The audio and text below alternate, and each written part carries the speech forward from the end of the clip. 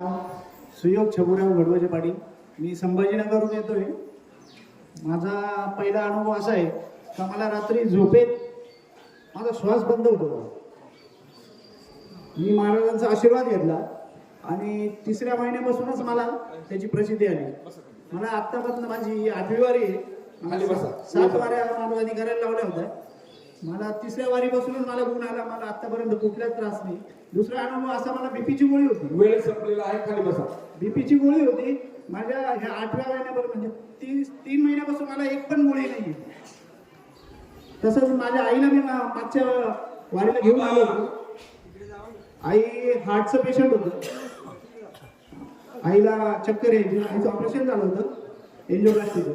महाराजांचा आशीर्वाद घेतला. घरी गेलो. आई नाशिकला असते लहान भावामध्ये. तर आईला फोन केला.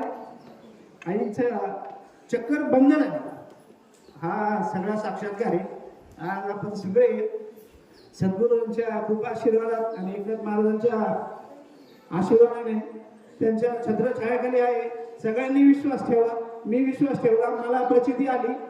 तुम्हाला येणार. काय